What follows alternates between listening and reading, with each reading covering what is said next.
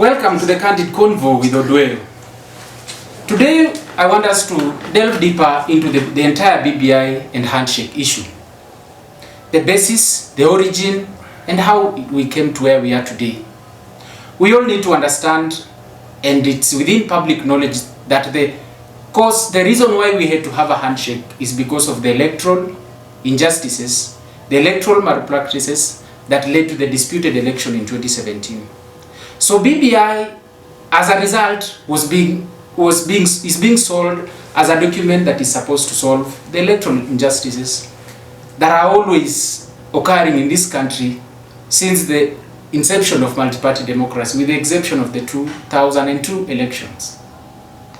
If you look at the document itself, they have proposed positions that, in their opinion, they are telling us that they will solve the continuous electoral issues that we've always had. The BBI document does not have an express mechanism on how that issue is going to be solved, because the issue is not with the positions. The issue is with the electoral management system, starting with the Electoral Commission that is very, very politicized, as we all witnessed in 2017. Follow that up with the entire process of conveying the results that has, up to date, seemed very unverifiable. And that's where the issues come in. So at the moment, there is nothing in BBI that expressly gives us a way forward on how to deter future electoral malpractices. The focus is on the positions, which at the end of the day, basically is like someone telling you, basically what BBI says is that it's okay for someone to steal elections, because so far there's nothing in BBI that provides a proof. Which word should I use? There's nothing in the BBI that provides a cover proof process that will ensure that the elections are free, fair, and verifiable. So whatever is being proposed in BBI is simply telling people that we will do what we did in 2017. The only difference is that this time round, there's a position for the Prime Minister. There's a position for the Deputy Prime Minister. There's a position, another position, two Deputy Prime Ministers, and there's a position for the Leader of Official Opposition. So what BBI is saying, that we are not interested in the results, whether they are credible or not. What we are interested in is that whoever loses the election, whether free, fair, or fraudulently, they will have a position. So the question is, how does that solve the problem of Kenyans? We all know the answer to that. So as of this moment, there's nothing in that document that promises Kenyans that we'll have a free, fair, transparent, and verifiable election in 2022. As we are talking now, we've had by-elections, very small by-elections that the IEBC itself has not been able to manage properly, devoid of the violence that we have seen. There were a lot of malpractices in those elections, with blatant violence, even through the assault of IEBC officials, the chaos that were being caused by politicians, and nothing has been done. So that is one by-election. What happens at the national level? Is there anything in BBI that talks about such things? Expressly, nothing. And if there are any proposals that will happen, we are being told that there will be legislative and policy measures that are at the mercy of the powers that be.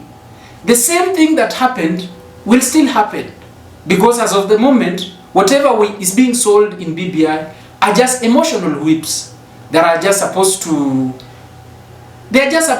bring people to the same tribal and party polarizations that have broken this country apart. So as they talk about winner-take-all being solved, as they talk about ending cycles of electoral injustice, ask them, the moment you give, they have created 5 positions, and it was said by the president 5 is better than 2. What guarantees do the lawyers, for example, have as far as socio-economic empowerment is concerned, when Mudavadi is in government as a deputy prime minister. We had the coalition government, where the ODM leader was the prime minister. Did that convert into socio-economic value and empowerment for the Luos? They will answer that for themselves. Musalia Mudavadi was the deputy prime minister. Did that automatically translate into socio-economic empowerment for the Luyas? I can authoritatively say no. Uhuru Kenyatta was the deputy prime minister then. Did that translate automatically into value for the Kikuyus? No. At the end of the day, what we had was a situation where we are trying to satisfy the elitist needs of the political class by pulling them on the same table.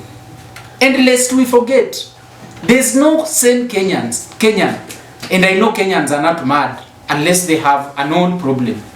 There's no sane Kenyan that can leave his house with a stone, a twig, or anything to go and attack another. Kenyans are always pushed to the limit.